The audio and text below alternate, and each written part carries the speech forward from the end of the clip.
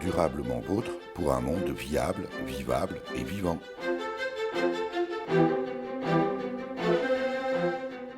Aujourd'hui, nous évoquerons l'écolothérapie, ou comment prendre soin de soi en prenant soin de la planète sans prise de tête. Parce que écolothérapie, c'est le titre d'un livre paru en 2018 chez Idée l'édition. Et ça tombe bien puisque nous sommes à Saint-Yé-des-Vosges, chez et avec l'auteur, une véritable pluriactive, voire hyperactive de la transition écologique. Durablement vôtre, à réécouter sur durablementvôtre.fr. Flora Ebrige, bonjour. Bonjour. Flora Ebrige, on va commencer par le début de toutes vos activités, celui d'auteur avec ce livre Écolothérapie. Pourquoi ce titre ? Alors ça a été un dilemme pour choisir le titre parce que j'hésitais entre deux titres, écologique, ce qui était le titre de mes premières conférences, qui tournait pas mal autour de la logique, puisque personnellement, c'est la logique qui m'a aidée à réfléchir à mes habitudes de consommation, mes réflexes conditionnés. Et donc, mes premières conférences étaient intitulées comme ça. Et puis, avec le temps, peut-être 2-3 ans qui se sont passés, pendant lesquels donc, je faisais mes conférences, j'avais des retours d'expérience, j'ai écrit le livre, le temps qu'il soit édité, je me suis dit, mais en fait, c'est pas le message que je veux véhiculer. La logique, on en parlera peut-être un petit peu tout à l'heure, c'est une arme intéressante, mais elle a ses limites.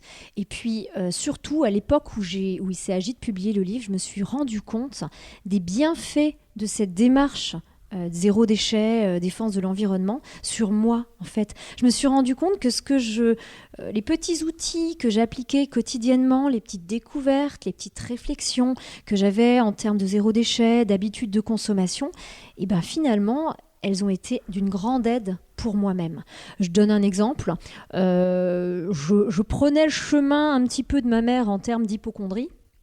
Peur des microbes, des virus. Comme j'ai une activité de chanteuse, j'avais ma grande peur en hiver, c'était de tomber malade et de traîner, vous savez, la toux là, qui vous fait des quintes de toux en plein concert. Bref, je m'y connaissais pas mal en microbes, en analyse de l'ennemi du microbe. Et je pense vraiment que c'est cette démarche zéro déchet qui m'a permise de m'affranchir de ce danger de tomber dans cette asepsie. Bah évidemment, logiquement, on commence à plus utiliser de produits ménagers. On commence à se poser la question, mais attends, mais l'eau de Javel, finalement, c'est un produit toxique, c'est même mortel. Pourquoi je mettrais ça dans l'air de ma maison, plutôt rien que pour tuer des microbes? Mais est-ce que c'est vraiment utile? Puis là, on commence un petit peu à se renseigner, à se rendre compte que les microbes, il y en a peut-être beaucoup sur la cuvette des toilettes, mais une fois qu'on a désinfecté la cuvette des toilettes, il y en a quelques milliards qui se marrent sur la poignée de porte en train de dire « Elle a pas mis d'eau de Javel sur la poignée de porte ». Et puis plus encore sur l'éponge de la cuisine. Oui, je me bats avec mon mari pour qu'on la laisse bien sécher entre deux usages, puisque s'il y a un truc que j'ai appris, c'est que la dessiccation est un des meilleurs antibactériens, surtout antiviral. 100% des virus résistent pas au manque d'eau, un peu comme les humains. Et puis, la plupart des bactéries sont tuées également par la dessiccation. Donc, le meilleur, quelque chose de totalement naturel pour tuer les microbes, finalement. Et donc, vous en arrivez au titre écolothérapie. Écolothérapie, parce que le sous-titre, prendre soin de soi en prenant soin de la planète sans prise de tête, ça va de soi. 3 parties essentielles après une introduction, Flora Ebrige, dans ce livre. Écolothérapie, être logique, c'est la première partie, ou ne pas l'être. De la théorie à la pratique, la balance. Et enfin, une série de fiches pratiques, ou très pratiques. Oui, la balance. La série de fiches pratiques, c'est naturellement mes petites recettes en matière de zéro déchet. Je voulais pas que ce soit un énième bouquin de recettes. Des recettes, on en trouve des milliers sur Internet. C'est d'ailleurs le problème. Il y en a trop. Et elles sont pas toujours... Il y en a des fakes, comme on dirait. Il y en a qui sont pas justes. Et puis, on est tous différents. Donc, il faut que ce soit adapté. Donc, j'ai quand même livré à la fin du livre mes recettes. Après 10 ans de tests sur moi-même, qui suis quand même une hypersensible, une petite nana coquette. Je me dis, ça peut quand même intéresser pas mal de monde, je l'ai fait, mais le but du livre, c'est effectivement d'amener les gens à une vraie autonomie en matière de réflexion zéro déchet. Dans la première partie, je m'interroge sur ce qui fait qu'on va remettre en cause une croyance, une habitude. puisque c'est ça, hein, c'est nos habitudes beaucoup qui nous empêchent d'évoluer, qui fait de nous des moutons, qui fait qu'on a l'impression de devoir faire un effort quand on doit faire des petits gestes tout bêtes pour l'environnement. Dans la deuxième partie, j'aborde une notion qui m'est chère, qui est la balance. Cette balance qui est vraiment une façon pour moi d'aider les gens à prendre des décisions au quotidien. Je vous donne un exemple. Beaucoup de gens dans mes conférences me disaient « Ah oui, mais les panneaux photovoltaïques, quand même, là, vous êtes chez un opérateur vert, mais attention, ça pollue beaucoup, les panneaux photovoltaïques, et puis on ne sait pas comment les traiter, les recycler. » Je dis « Oui, d'accord, mais attendez, ouais, je mets ça sur la balance. » Il y a des avantages, des inconvénients. Mais comparé avec le nucléaire, là aussi, il y a des déchets dont on ne sait pas quoi faire. Vous ne croyez pas que ça pèse un peu plus lourd sur la balance? Donc, ce n'est pas une façon d'imposer des choses aux gens, mais au contraire de leur dire, faites-vous votre propre balance et dites-vous un petit peu ce qu'il en ressort. Et c'est aussi une façon de prendre soin de soi, parce que quand on a des contraintes, admettons, je serais restée ou devenue vraiment hypocondriaque, on ne peut pas exiger de moi que j'arrête d'utiliser des produits désinfectants. C'est trop dur, c'est pas adapté à ce que je suis. Là, il y aura une vraie prise de tête. Donc le but, c'est d'amener les gens à comprendre que quand ils font des gestes pour l'environnement, ils ne le font pas pour l'environnement. Ils le font avant tout pour eux. Et en général, quand on prend vraiment soin de soi, on prend aussi soin de la planète. Ce livre, Écolothérapie, Flora et Brige, est paru aux éditions ID. On le trouve un peu partout au prix de 14 €. Comment vous est venue cette idée? Si je dis que c'est votre propre expérience, votre propre réflexion, votre propre quête finalement, et vos découvertes qui vous a amené à peut-être donner l'envie de partager ces réflexions avec le grand public? Oui, c'est vraiment ça. Alors au départ, je me suis pas dit tiens, je vais faire un livre. Au départ, je préparais mes conférences, mes partages, mes ateliers, et puis il y avait des échanges extrêmement intéressants avec des participants qui parfois étaient, surtout au début, il y en a qui étaient ils venaient à mes ateliers, mais ils étaient encore plus expérimentés que moi. Et en fait, j'ai eu envie d'écrire pour moi au départ, en me disant mais attends, mais là il y a un truc super intéressant. Enfin, j'ai toujours plein d'idées, je suis hyper active, j'ai plein d'idées et j'ai besoin d'en faire quelque chose de ces idées. Je peux pas les laisser passer, j'ai besoin soit d'en faire une chanson, soit un sketch, soit quelque chose. Et donc j'écrivais des petites réflexions pour moi-même et puis je les reprenais, j'évoluais au fil des réflexions. Puis au bout d'un moment, je me suis retrouvée avec peut-être une quinzaine de chapitres, sans compter les recettes, parce que mes amis me demandaient des recettes, donc je les avais écrites aussi, les recettes. Et puis des petites phrases copier-coller que j'envoyais par mail à mes amis pour leur expliquer la démarche en leur disant attention, c'est quelque chose de personnel, n'applique pas. Le but, c'est de pas de passer des recettes, des produits tout faits aux recettes toutes faites. Surtout pas, on reste dans le consumérisme. Le but, c'est d'inviter les gens à réfléchir et à ensuite adapter à eux-mêmes leurs habitudes, leurs produits quand ils les fabriquent eux-mêmes et tout ça. Enfin, voilà comment ça s'est fait. Très souvent, on observe des livres qui sont un peu donneurs de leçons avec pas forcément une implication personnelle de l'auteur. Chez vous, c'est exactement l'opposé, Flora et Brige. On a le sentiment que vous avez écrit, vous écrivez dans ce livre Écolothérapie ce que vous avez vous-même vécu. Il y a donc une parfaite adéquation entre l'état de votre vie personnelle et ce livre. Oui, et puis alors je triche pas, hein, je plaide coupable aussi. Je n'aime pas le terme éco-responsable, éco-coupable. Les gens se sentent tellement il y a de la pression, etc. Mais par contre, si j'ai vraiment un message que je veux faire passer, c'est ce message de tolérance. Parce que effectivement, c'est basé sur mon expérience personnelle. Et moi, eh bien, je suis française, j'ai un métier qui me procure des revenus confortables, j'ai plein de vices en termes de consommation et contraire au développement durable. Et c'est juste pour témoigner que c'est pas parce qu'on sait qu'on est imparfait et que si tout le monde vivait comme moi, par exemple, la Terre, elle tiendrait pas. Je veux dire, mais alors, Flora et Brige, ça veut dire quoi, l'écolothérapie? Ce titre, ça veut dire que c'est pour vous, la thérapie? C'est un peu gonflé quand même, non, de dire, voilà, je fais la leçon au monde, mais en même temps, moi, je consomme 3 planètes. Non, le but, c'est de pas faire la leçon, justement. C'est de dire, déjà, d'inciter les gens à faire ce qu'ils peuvent à leur niveau.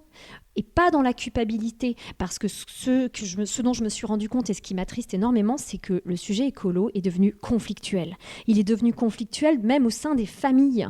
Et quand j'ai vu ça, et c'est du vécu, je l'ai vécu il y a 2 ans à table dans ma belle famille, je me suis dit, mais c'est pas possible, c'est un sujet qui devrait tous nous fédérer et ça nous oppose. Mais mon Dieu, mais la tolérance, s'il vous plaît, on a tous nos croyances, nos habitudes, notre degré de connaissance ou pas, ou de remise en question, et qui on est pour juger.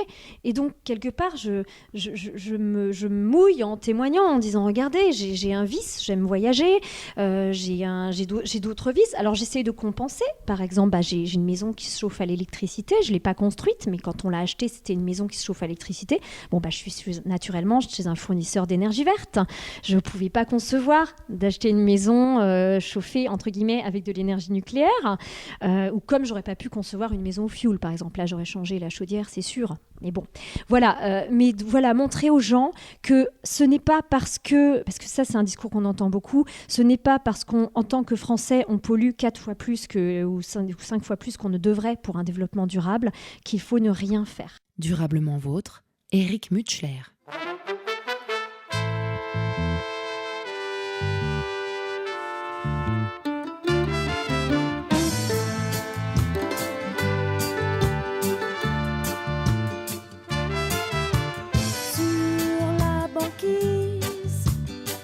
La glace se brise, les pauvres ours polaires se noient dans la mer, les poissons dans l'océan mangent du plastique, ça leur fait mal au ventre, normal, c'est pas diététique, triste plancton trop fatigué, dans ces eaux surpolluées. Les méduses prolifèrent. Est-ce que la terre tourne à l'envers? On jette, on jette, on jette, on jette trop. On jette, on jette, on jette, on jette, même du poison dans l'eau. On jette, on jette, on jette, on jette trop. On jette, on jette, on jette. On jette même les animaux. Où y a pas d'eau, y a pas d'homme.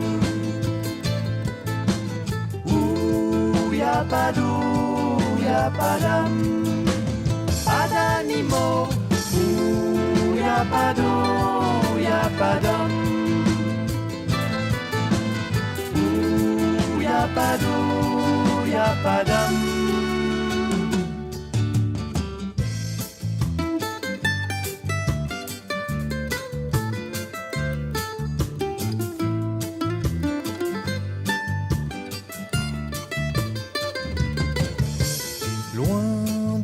Jungle, le lion s'endort. Son vieux pays, tout y est mort. C'est l'effet de serre qui a tout brûlé. Ni zèbre ni antilope pour le dîner. Ne reste que bouteilles et canettes qu'apporte le vent.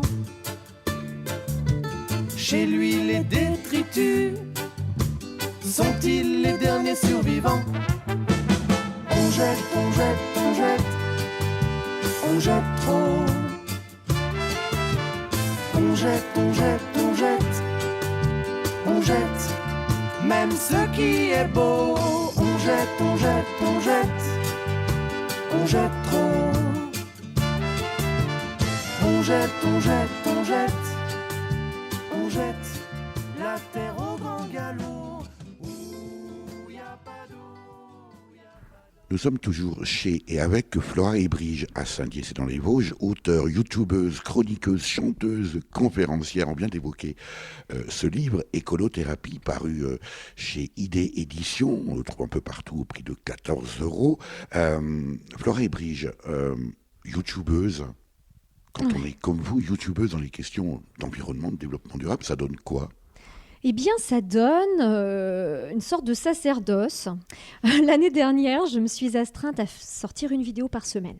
Je me suis dit, bon, c'est pas les idées qui manquaient. Hein. En fait, tous les jours, j'ai des idées, des inspirations, des idées de sketch, d'humour, ou de coups de gueule, ou de réflexions que je veux partager. Le livre, il est sorti, il est fini. Là, je peux pas rajouter du contenu à mon livre. Donc, j'ai trouvé... Il faut sortir un tome 2. Oh bah ça pourrait, oui c'est vrai, mais je pense que oui, ça, entre ça, les chroniques à la radio, je pense qu'il y aura de quoi faire effectivement. Mais en tout cas, là, j'avais besoin de quelque chose d'immédiat, de réactif, et je me suis dit tiens, la chaîne YouTube, c'est très adapté à ce que je voulais faire. Donc à la fois, je fais des vidéos drôles où je vais jouer des personnages un petit peu burlesques, hein, parfois un petit peu ridicules. Hein, j'ai pas peur du ridicule, hein, ça je pense que c'est clair. Ou alors des vidéos un petit peu plus coup de gueule où je vais m'interroger, où je vais me poser des questions, me dire qu'est-ce qui fait qu'on continue, voilà. Ou alors tout simplement des petits conseils. Là, j'ai fait une vidéo sur la sauge, les bienfaits de la sauge, la nature. Là, entre Noël et Nouvel An, j'ai fait le défi des 10 jours. Tous les jours, je m'enregistrais, je faisais une vidéo vraiment quasiment en live ou à peine faite, je la lançais sur Internet. Et ça donne alors une audience très variable. La vidéo, alors il y a 2 types de vidéos qui marchent super bien, où j'avoisine les 5000 vues. C'est Enedis, un combat contre le Linky qui intéresse beaucoup de gens, qui est assez médiatisé. La vidéo est suivie de près par une vidéo avec mes chats, parce que j'avais une fois fait une petite vidéo amusante pour m'amuser avec mes chats, ça plaît aussi beaucoup. Voilà, donc il y a Enedis qui est talonné par les Minets, qui sont quand même des acteurs hein, dans mes vidéos, faut reconnaître, hein, donc ça plaît beaucoup. Il y a des chansons, alors ça c'est parmi celles que je préfère faire, c'est des chansons, j'en ai notamment fait une sur la musique Belle de Notre-Dame de Paris, donc c'était suite à l'incendie de Notre-Dame. Où vous savez, comme vous le savez, bon, il y a des milliards, hein, je crois, qui ont été obtenus suite à l'incendie de Notre-Dame. Et je me suis dit, mais attends, les milliards pour sauver la Terre, Notre-Dame, la Terre, ça devrait être nous. Et donc c'est la fin de la citation que je mets à la fin de cette vidéo où je chante sur Belle, c'est un mot qu'on dirait inventé pour elle, et voilà, où j'échange les paroles dans le sens au lait son fer et ce sera la dernière fois, enfin voilà, sur Notre-Dame de Paris. Donc des chansons, des sketchs, des sujets de réflexion. Et donc voilà, j'ai 170 abonnés là qui me suivent régulièrement, c'est agréable.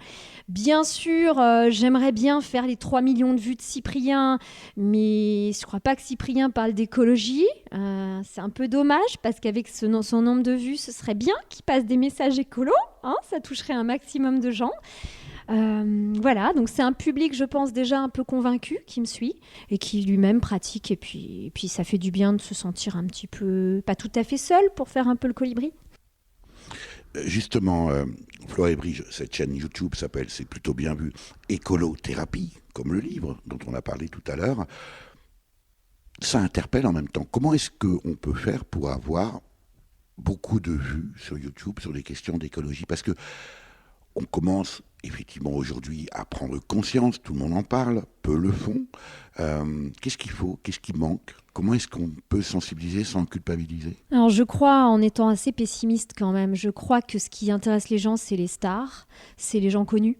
Hein, si je faisais le buzz d'une manière ou d'une autre, je pense que ça attirerait les gens. Il y a aussi des messages, alors ça je m'interdis de le faire, mais il y avait une émission qui a très bien marché, écologique, qui s'appelait Professeur Feuillage, qui était très très bien faite. C'était une sorte de C'est pas sorcier sur l'écologie. C'était un homme et une femme qui faisaient ça. Bon, ils ont joué sur l'aspect sexe, clairement, un peu vulgarité. Ça a plu aux jeunes et ça c'est l'avantage. Donc ils ont réussi, donc je leur tire le chapeau parce que moi je pourrais pas mettre ce genre de contenu. Mais ça a permis, les jeunes regardaient ça parce que c'était fun, c'était sexe, c'était bien. Il y avait des messages, on faisait passer des messages forts avec un discours marquant. Donc ça marchait beaucoup. Il y a pas mal de chaînes qui fonctionnent bien, notamment qui parlent de véganisme, de choses comme ça.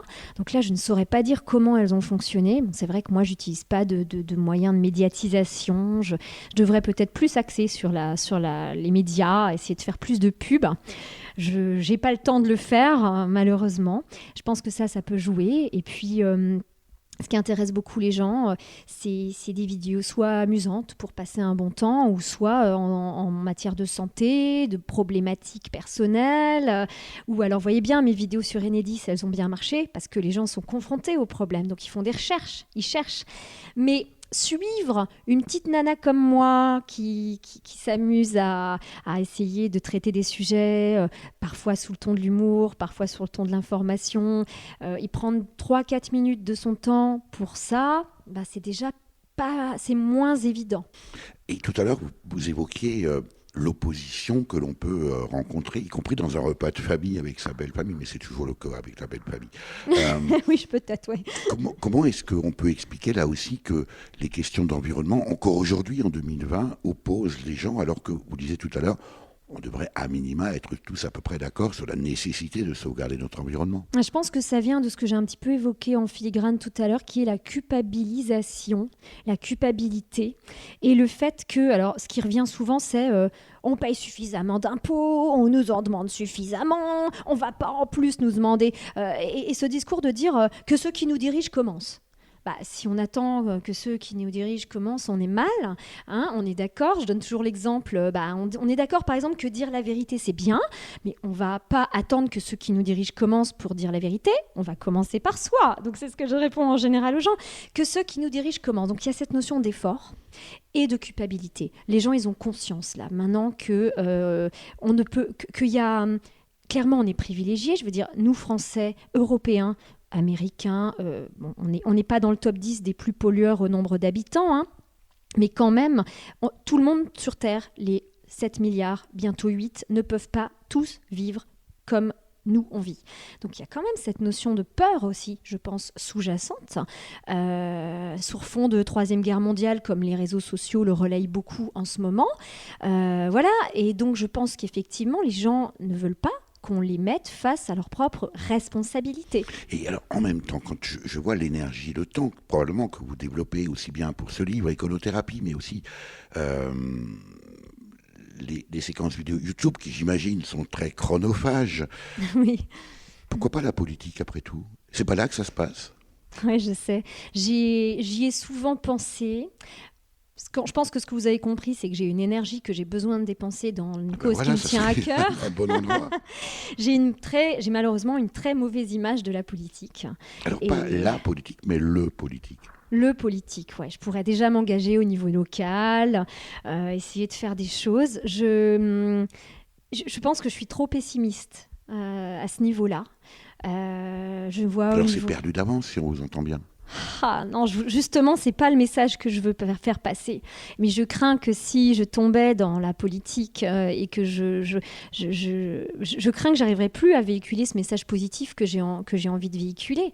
C'est quand je vois les gens, comme des jeunes notamment, qui ont peur, vraiment littéralement peur de leur avenir. Ils entendent des choses terribles. Ils entendent ce que nous on a eu la chance de ne pas entendre. Quand on était ado, on rêvait de voyage, on rêvait d'un jardin, on rêvait de plein de belles choses. On ne se disait pas, tiens, mon Dieu, la planète, elle étouffe, il y aura peut-être plus d'arbres. Là, récemment, des enfants de 6e, 5e me disaient, je voudrais que dans 10 ans, on ait encore des arbres. C'est terrible, et je pense que vraiment, peut-être que je le ferai. Je dis pas non, mais pour l'instant ça s'est pas présenté. Et quand j'ai songé à faire des démarches actives pour le faire, j'ai eu peur. J'ai eu peur de rien qu'au niveau local. On voit au niveau de l'eau, par exemple, les ressources en eau dans les Vosges, on est particulièrement touché. Ça me révolte de voir qu'on est en train de privatiser, qu'on est en train de déposséder les collectivités locales. Vous évoquez, j'imagine, ce qui se passe à Vittel avec Nestlé notamment. Un esprit positif que vous diffusez aussi, Flora Ebridge, à travers des chroniques. Oui, je fais une petite chronique tous les 15 jours et même une écolo-émission de 2 heures en direct sur la web radio Saint-Dié, qui est une radio très éclectique avec tout un tas de choses. Et donc voilà, je m'éclate avec ces chroniques. Comme je vous disais, j'ai beaucoup d'inspiration et là, il peut m'arriver pendant 1 heure, je gratte, je ponds ma chronique, je suis inspirée, j'ai plein de choses un petit peu drôles, d'idées drôles, de jeux de mots. Il y a l'aspect littéraire qui me plaît beaucoup dans ces chroniques. On peut se lâcher au niveau littéraire, on peut parler bien bien, ça passe. On peut rire tout en étant un petit peu plus raffiné au niveau littéraire, et ça me plaît beaucoup. Vous avez déjà estimé le temps que vous passez à écrire, rédiger, parler dans le poste, faire des conférences, on y reviendra. C'est difficile à estimer parce que c'est vraiment en dents de scie. Il y a des périodes où j'ai aucune conférence, puis il y a d'autres périodes où je vais en avoir plusieurs fois dans le mois. Par contre, au niveau chaîne YouTube, là je peux dire, parce que j'en ai fait une par semaine l'année dernière, maintenant je vais moins m'astreindre à un rythme, puisque toutes les vidéos n'étaient pas suivies. Mes auditeurs, enfin les personnes qui me suivent me disaient c'est peut-être un peu rapide toutes les semaines, on n'a pas le temps. Bon, j'ai pas une moyenne d'âge très jeune de gens qui me suivent sur YouTube. Donc c'est moins la génération à tout le temps regarder sur leur smartphone. Pour la chaîne, sur la chaîne YouTube, je pense que j'y passais 2-3 heures par semaine à peu près, en moyenne. Durablement vôtre, Éric Mutschler.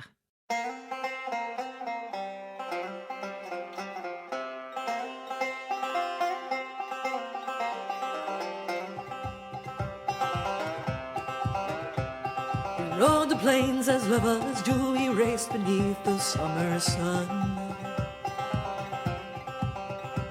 My dusky eyes met his so blue, our soaring spirits breathed as one. We blazed our love across the sky, surrendered to its ancient force. Until the day he said goodbye and climbed aboard the iron horse. Heard its challenge loud and shrill as we chased it up the great divide. But though my steed had the stronger will, the iron horse had the longer stride.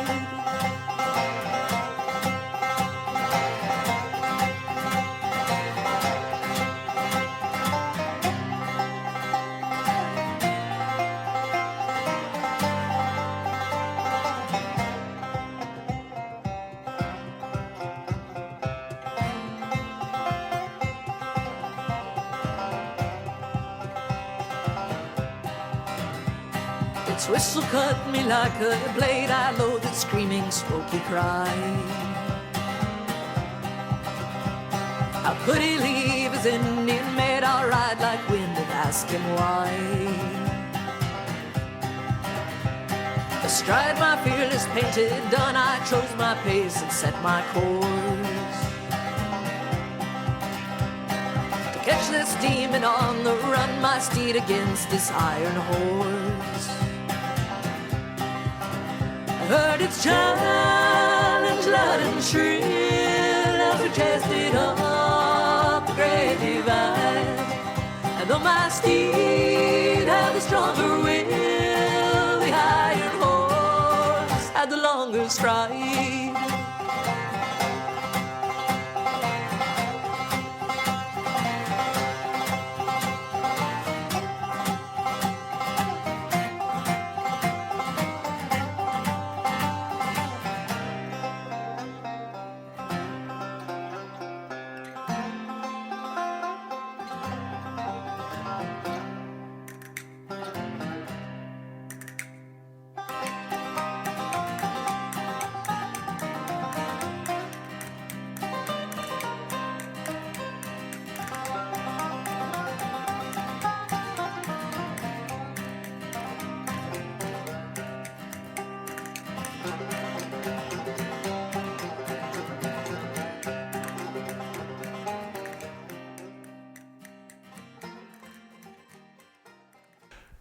Flora et Brige, on profite du feu de cheminée chez vous, à Saint-Dié, où vous nous recevez. On vient de parler tout à l'heure du livre Écolothérapie, je ne dirais jamais assez, paru chez Idée Édition. On trouve dans toutes les librairies, les bonnes librairies, également sur Internet. Alors là, c'est pas forcément un bon bilan carbone quand on commande ça chez Amazon, par exemple. Mais voilà, c'est comme ça que ça marche, au prix de 14 €. On peut le commander chez l'éditeur, sinon. Voilà, on peut passer le prendre chez vous aussi. YouTubeuse sur la chaîne du même nom, éponyme, comme on dit, Écolothérapie, chroniqueuse radio, et puis alors aussi conférencière, un petit peu animatrice dans les écoles aussi. Oui, alors cette année, dans les collèges, il y a ce qui s'appelle des éco-délégués. Je l'ai appris tout à fait par hasard en proposant mes services pour donner des petits ateliers pour des collégiens, lycéens. Et j'ai eu une réponse favorable d'un lycée qui a un écolabel, d'ailleurs, qui est celui de Sainte-Marie-aux-Mines, et qui m'a proposé de donner des petites conférences, ateliers, de petits ateliers, là pour le coup, à des éco-délégués. Donc en fait, chaque classe élit 2 éco-délégués, un principal, un suppléant, qui ont pour but de se pencher sur les questions liées à l'environnement et faire des petites actions pour leurs camarades. Et donc, c'est bien beau, on invite les collèges, lycées à faire ça, mais derrière, qu'est-ce qui se passe, on en fait quoi de ça? Et donc là, pour ce collège-là, ils ont la chance d'avoir donc cette formation. Donc, et c'est très, très intéressant. Ils sont déjà très sensibilisés aux questions environnementales. Et je suis très étonnée, notamment les 6e, 5e, de cela. Donc j'aborde avec eux les mêmes questions un peu qu'en conférence, c'est-à-dire comment réfléchir à nos habitudes de consommation, qu'est-ce qui fait qu'on va soit rester un mouton, soit devenir un peu un petit colibri. Qu'est-ce qui fait qu'un jour on arrive à changer d'habitude ou pas? Des petites choses comme ça du quotidien. Et les conférences, elles s'adressent plutôt à des adultes. Oui, tout à fait. Alors, au départ, je les avais faites pour des adultes, puisque je traite beaucoup de sujets en lien avec la consommation. Donc, je me disais, c'est vraiment les adultes que ça va toucher, parce que c'est eux qui ont le porte-monnaie, c'est eux qui vont voter tous les jours avec leur bulletin de vote carte de crédit, qui vont choisir de donner leur argent à Bayer, Monsanto, Nestlé, ou aux petits producteurs du coin, ou au moins à la filière bio. Voilà, donc ça s'adressait plutôt aux adultes. Et quand je croisais les gens après mes conférences, ils me disaient toujours « Oh là là, j'avais la pêche en sortant de votre conférence. Je m'étais dit, oui, là, je vais plus chez EDF, je vais changer, je vais être chez Enercop, chez ILEC, etc. Je l'ai toujours pas fait, c'est un peu retombé, etc. » D'où l'intérêt aussi d'avoir le bouquin, parce que comme ça, les gens, ils le gardent, ils l'ont sur leur table de chevet, ça fait une petite piqûre de rappel, il y a le côté ludique, il se lit comme un magazine. Ça veut dire quand même, Flora Ebrich, que même quand on vient à vos conférences, donc volontairement, et qu'on a envie de changer les choses, la culture, ça résiste, et on a du mal à changer en fait de comportement et donc de paradigme culturel. Oui, j'en suis la première témoin, j'en témoigne tous les jours. Par exemple, moi, mon vice en termes de développement durable, c'est les voyages. Je suis passionnée, alors c'est dans mes gènes, je suis passionnée de voyage, donc c'est un sacrifice pour moi de ne pas voyager, puisque j'ai la chance d'avoir les moyens de le faire. Donc je le limite personnellement, je limite le nombre de voyages que je fais. Donc je fais déjà un effort, mais j'avoue que je voyage encore. C'est une source d'inspiration pour Est-ce que ça veut dire que activités. si on suit, par exemple, si on lit votre livre Écolothérapie, Flora Ebrich, on finira par ne plus voyager, manger uniquement des légumes du jardin, et puis à vivre cloîtré chez soi, peut-être arrêter de respirer, parce qu'évidemment, ça perturbe l'atmosphère. Ah oui, attention, il y a pire que respirer en termes de gaz à effet de serre. Mais justement, le but, c'est que chacun à son niveau puisse faire, en fonction de sa culture, de ses possibilités, des petits efforts à son niveau. Donc les globetrotters comme moi, ça va être de limiter le nombre de voyages, en faire 1 au lieu de 3 par an, par exemple, et c'est déjà un effort. Mais là, je touche à la notion d'effort.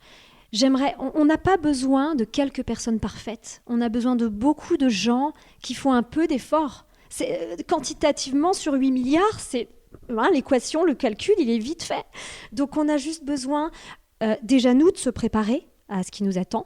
Je vous donne l'exemple des voyages. Moi, je suis d'une génération où on m'a jamais dit que voyager, ça polluait, etc.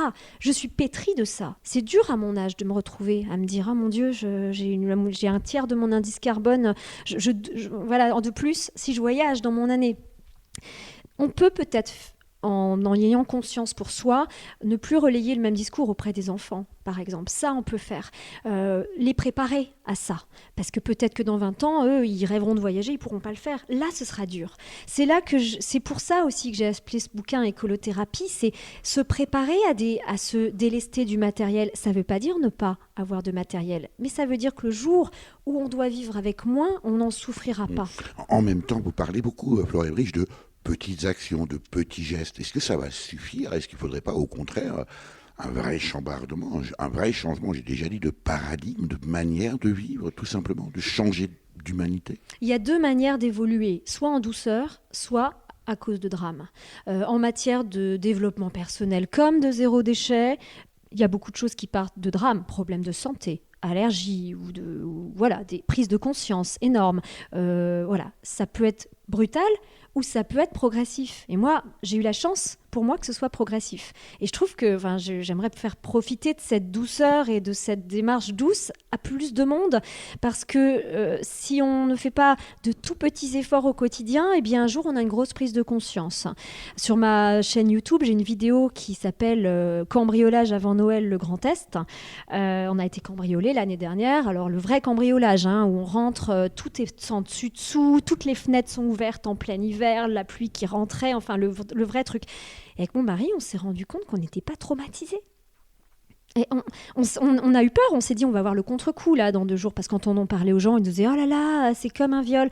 Non, en tout cas, c'est pas comme ça que nous on l'a vécu. Et je remercie cette démarche finalement zéro déchet de m'avoir sauvée. Ils avaient rien à prendre parce qu'il n'y avait rien. Malheureusement, il y avait quand même des bijoux, parce que j'avais je suis très bijoux et j'en avais pas mal accumulés, de 40 ans d'accumulation, de Saint-Valentin avec des hommes gentils, etc. Voilà, ils ont eu des choses à prendre, mais ça ne nous a pas... On avait déjà fait ce travail du détachement des choses. On vit dans le luxe, on vit littéralement dans le luxe, et pourtant, le jour où on nous l'enlève, on nous enlèvera rien, en fait.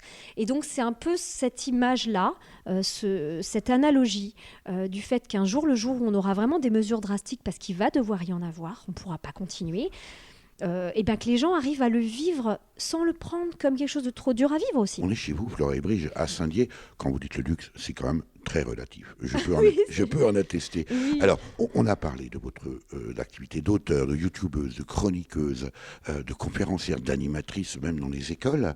Il reste un point à voir, c'est celui de chanteuse. Est-ce que vous chantez aussi la nature, l'écologie ? Oui, alors mes premières chansons, donc je fais partie d'un groupe qui s'appelle Spica. Spica, S-P-I-C-A, c'est le nom d'une étoile double de la constellation de la Vierge. On peut trouver toute l'information, la mythologie, l'historique de ce groupe sur le site www.spica-art.com. Voilà, ça c'est fait. Donc voilà, on n'est jamais mieux servi que par soi-même. Et voilà, puis on a sorti notre premier bébé il y a 2 ans, un album qui s'appelle Eden, et sur lequel, alors la plupart des chansons sont inspirées de la nature. De voyage aussi, je vous dis pas l'indice carbone de ce CD, je mea culpa, puisqu'il y a une chanson qui s'appelle Iceland, je me suis inspirée d'un voyage en Islande. Il y a une chanson sur un arbre aussi, sans aller aussi loin. Il y a une chanson qui s'appelle White Paradise, paradis blanc, sur la fonte des glaces. Ça parle aussi de la vie, de l'amour, de choses un petit peu plus spirituelles sur la vie en elle-même. Mais les 3/4 des chansons sont inspirées de ma passion pour la nature. En fait, tout part de là. Au départ, ça part... quand j'étais petite, on m'appelait l'amie des animaux. À l'âge de 3 ans, je déterrais les hannetons pour les prendre dans mes bras, dans les mains et tout. Vous savez que ça ne fait pas beaucoup de bien, le fait de les déterrer. Non, au moment où ils sortaient de terre, vous savez, ils font... Ils sortent avant de s'envoler. Mais bon, j'étais une anti-écolo déjà à l'époque. Mais bon, du coup, on me donnait les hannetons parce que j'étais l'amie des animaux. Durablement vôtre, Eric Mutschler.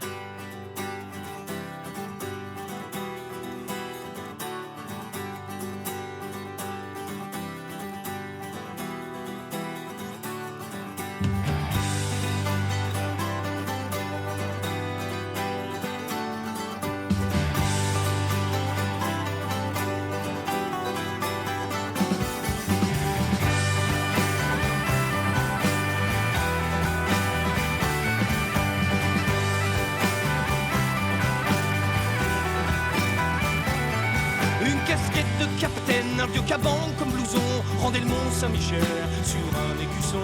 Il traînait ses vieilles bottes, les mêmes que Kersozon. Depuis belle lurette, n'aurait plus à Nation. Mais il n'avait jamais vu la pointe de Trévignon, ni le petit port de pêche de Saint-Paul-de-Léon. Pour lui, le Kikafar, c'était le nom d'une bagnole. La Seat Kikafars, non franchement tu rigoles. Tout le monde le connaissait pas vraiment par son nom. Dès qu'il se pointait quelque part, on disait tiens v'là le breton. Un breton connu dans tous les bistrots de Paname, mais qui était pas plus breton que Michael Jordan. Et comme il disait, quand on le prenait pour un con, dans tous les concerts de Nolwenn à Scorpion, il y aura toujours un con avec un drapeau breton.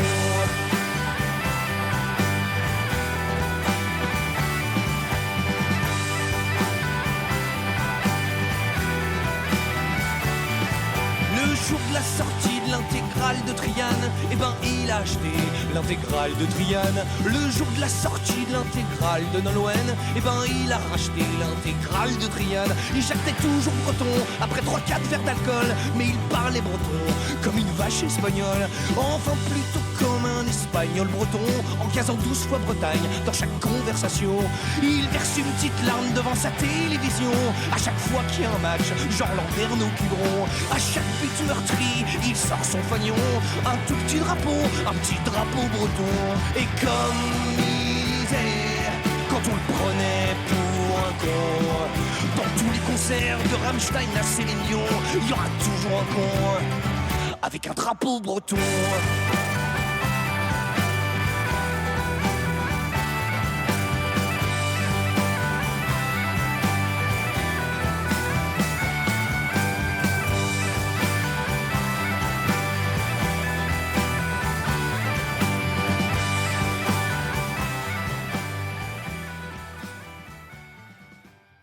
Flore Hebrige, auteure, youtubeuse, chroniqueuse, chanteuse, conférencière, mais c'est pas du tout votre métier. Non, à côté de ça, je suis avocate. Accessoirement. Oui, quand j'ai un petit peu de temps, ça m'amuse aussi d'être avocate. Mais c'est un métier sympa, hein, je le conseille. Voilà. Alors, avocate dans une branche, une spécialité particulière. Oui, qui n'a rien à voir en fait. Hein. Je pense que si j'étais avocate en droit de l'environnement, alors là, je serais une militante. Enfin, j'arrêterais plus. Je serais peut-être rentrée dans un mouvement genre Sea Shepherd, enfin armé quoi. Hein. Alors du coup, quelle est la spécialité ? Droit de la construction. Ça n'a Alors, rien à voir. Pourquoi pas le droit de l'environnement précisément ? Alors, Là, vous pourriez du coup allier les deux, à la fois vos compétences d'avocat et puis votre sensibilité environnementale. Quand on fait avocat, on choisit pas toujours au départ sa spécialité. C'est les rencontres qui font ça. Si vous trouvez, au début, vous faites ce qu'on appelle des stages. Si vous trouvez un stage chez un avocat en droit de l'environnement, très bien. Et puis si vous embauche après, vous aurez un mentor en droit de l'environnement. Moi, j'ai eu une rencontre professionnelle fulgurante. J'ai rencontré mon mentor en droit de la construction. C'est un domaine passionnant. On répare des maisons, hein, donc on est aussi un peu dans le zéro déchet. Non, je plaisante. Mais en tout cas, voilà, on répare des maisons qui ont des désordres, sans essayer de tout démolir et tout reconstruire, si possible. Et j'avance souvent l'argument écologique dans mes plaidoiries. Hein. Je leur dis, quand les gens demandent 2 millions parce qu'ils disent « faut tout démolir, faut reconstruire », je leur dis « non, on peut réparer, là, etc. Attendez, vous avez pensé à l'indice carbone de ce dossier, quand même ?» Et alors, comment réagissent les gens face à ce genre d'arguments ? Vous voulez dire les magistrats, je pense. Par exemple. Il y en a qui ont le sens de l'humour. Et puis, il y en a qui me regardent d'un air de dire « bon, allez-y, maître, passez, j'ai autre chose à faire. » Clairement. Dans tous les milieux professionnels, les attitudes face aux problématiques environnementales sont différentes. Comment est-ce que vos consoeurs, vos confrères réagissent à la fois vos activités nombreuses et variées et vos plaidoiries, pour le coup, pour l'environnement et l'écologie, Flore Hebrige, et est-ce qu'on est sensible à votre démarche ? Il y a pas mal, c'est comme dans tous les milieux, hein, professionnels ou humains, il y a des gens qui sont très sensibilisés, qui trouvent ça super. J'ai eu une attaque l'année dernière d'un confrère qui a voulu me nuire en publiant un post sur Facebook en disant, voilà, une consoeur du barreau de Colmar publie des vidéos où elle défend des thèses pro, comment il disait ça ? Attendez, comment c'était ? Pro... altermondialiste. Pensez-vous que c'est compatible avec la dignité de la profession ? Oui, parce qu'en tant qu'avocat, on prête serment d'exercer son métier avec dignité, conscience, probité, indépendance et humanité. Et donc voilà, il faut savoir qu'il y a une consoeur qui avait été radiée d'un de ses barreaux parce qu'elle chantait dans la rue, par exemple, à Orléans. Heureusement, elle a eu gain de cause en cassation, mais elle a quand même été radiée par son ordre au départ. Donc, la confraternité, on va dire, de l'ordre des avocats auquel j'appartiens, fait que on peut avoir des attaques alors c'était juste dans l'optique de m'attaquer, etc., de quelqu'un qui n'était pas d'accord avec moi et qui a publié ce post. Alors la bonne nouvelle, c'est que il a très vite retiré ce post parce qu'il y avait énormément de messages de sympathie qui disaient mais c'est super ce qu'elle fait, c'est chouette, voilà. Donc pour dire que les avocats aussi sont sensibles aux problématiques de l'environnement, mais pas tous. L'invité de Durablement Vôtre, coup de gueule ou coup de cœur ?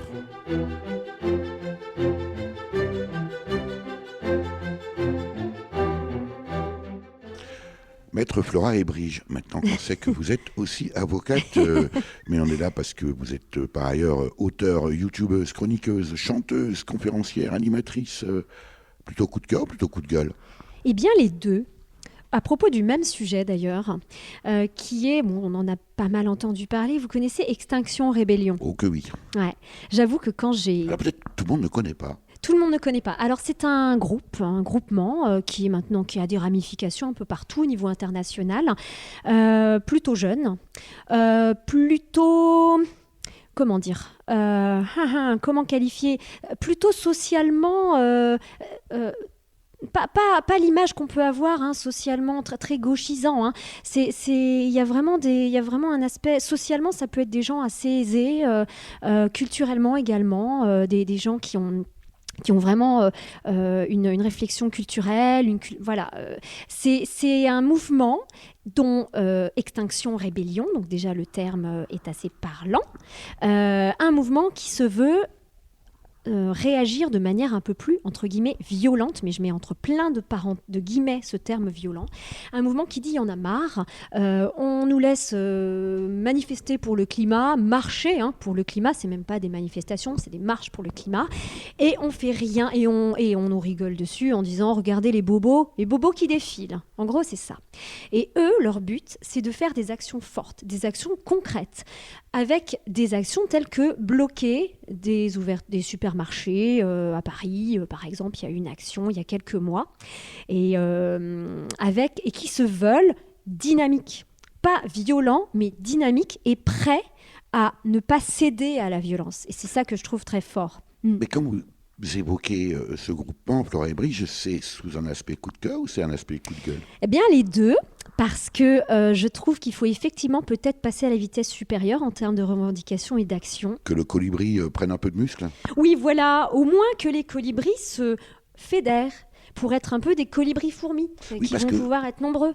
On connaît cette légende du colibri, véhiculée et popularisée par Pierre Rabhi, mais en même temps, on sait bien qu'un colibri tout seul n'a jamais éteint aucun feu. Non, mais si on est 7 milliards et puis que peut-être tout le monde va se joindre au colibri, ce serait peut-être pas mal. Là. Mais si nous étions 7 milliards de colibris, Flora Hébrige, ça se saurait. Ça se saurait. Mais supposons qu'on ne soit pas 7 milliards, mais qu'avec les colibris, il y ait les pélicans avec leurs organes là. Et puis qu'il y ait peut-être aussi les lions qui feraient aussi leur part. Et puis les sardines italiennes. Oui, enfin, tous ceux qui pourraient avoir, au moins se fédérer. Moi, je pense qu'il y a quand même quelque chose qui affaiblit l'action écolo, même au niveau individuel, c'est ce sentiment d'être un peu seul.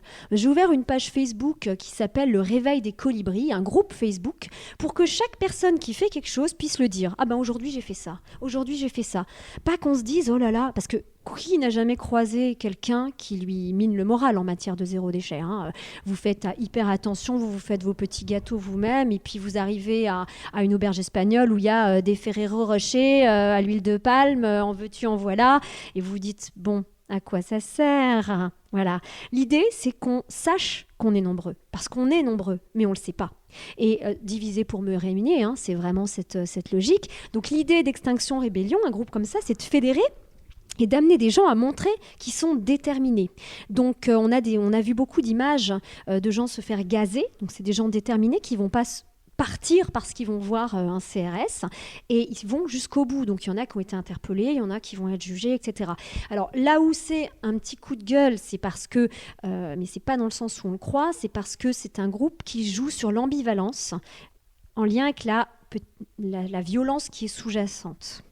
En même temps, ce n'est pas eux qui se déclarent violents. Et c'est ça qui est très fort. Suite au blocage du supermarché qu'il y avait eu, franchement, c'était bon enfant. Ils avaient bloqué l'entrée à un supermarché à Paris, et puis ils avaient tenu le siège, quoi. Au point où les CRS, je crois, au bout d'un moment, à 2h du matin, ils voyaient que c'était des gens non violents, et complètement non violents. Ils se barricadaient.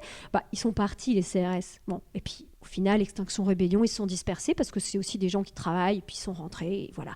Mais l'action était là. Et le lendemain, où il y a eu des des interviews d'hommes politiques et de femmes politiques, mais incroyables, qui les stigmatisaient comme étant violents. Il y avait notamment Ségolène Royal qui disait « Il faut les arrêter, ils sont violents, il faut à tout prix les arrêter, l'écologie, ce n'est pas la violence, etc. » Vous voyez un petit peu. Donc, mais là, elle ne s'exprimait pas en qualité d'ambassadrice d'épaule. Non, pas du tout, effectivement. Mais elle s'exprimait, à mon avis, à chaud, sans savoir du tout de quoi elle parlait. Parce que c'est pas du tout un mouvement violent au départ, mais par contre c'est un mouvement qui veut faire des actions. Donc là ils ont lancé par exemple des actions locales, collectives, où chaque personne va pouvoir agir. En même temps, Flora et Brigitte, est-ce qu'il n'y a pas là quelque part un embryon de ce qui pourrait advenir si effectivement rien ne bouge? Je veux dire par là l'émergence d'une forme d'écofascisme. Alors là, pour le coup, moi, je vais faire comme Ségolène Royal. Oh, faut les arrêter. Non, mais ce serait dramatique. Est-ce que c'est pas quand même un petit peu ce qui risque de nous arriver si effectivement, à force de voir arriver le mur et de simplement accélérer la vitesse à laquelle on va se le prendre, est-ce qu'au fond, au bout du compte, c'est pas finalement ce qui risque d'arriver, de se dire, là maintenant, on n'a plus le choix? Le fascisme, oui, mais pas un écofascisme, parce que pour moi, il y a une antithèse totale. L'écologie, c'est le vivre ensemble sur la même terre, c'est en lien, c'est les gens en lien, etc. D'ailleurs, la définition, je pourrais parler une demi-heure de la définition de l'écologie dans Larousse, etc. C'est complètement antinomique avec la notion de domination, de fascisme. Donc ce n'est pas possible, un écofascisme, ce n'est pas possible. Par contre, je vois bien ce que vous vouliez dire. Va arriver un moment où la démocratie elle-même sera menacée par les bouleversements climatiques. Merci Flora et Brigitte. Merci Eric. Voilà pour cette émission avec Flora et Brigitte, tout à la fois auteur du livre Écolothérapie, paru en 2018 chez Idée l'édition, mais aussi youtubeuse, chroniqueuse, chanteuse, conférencière et j'en oublie sûrement. Pour en savoir plus sur les nombreuses activités de Flora et Brigitte pour la transition écologique, rendez-vous sur sa page Facebook et sur sa chaîne YouTube à l'adresse écolo-thérapie. Vous avez pu écouter dans l'ordre Y'a pas d'âme par le duo Le Caribou Volant, Iron Horse par l'américaine Min Mary et enfin À la vie, à la mort par le groupe Les Fatal Picards. Merci à Véronique Olivier à la réalisation. Vous pouvez réécouter cette émission dès la semaine qui suit sa première diffusion sur le site www.durablementvôtre.fr.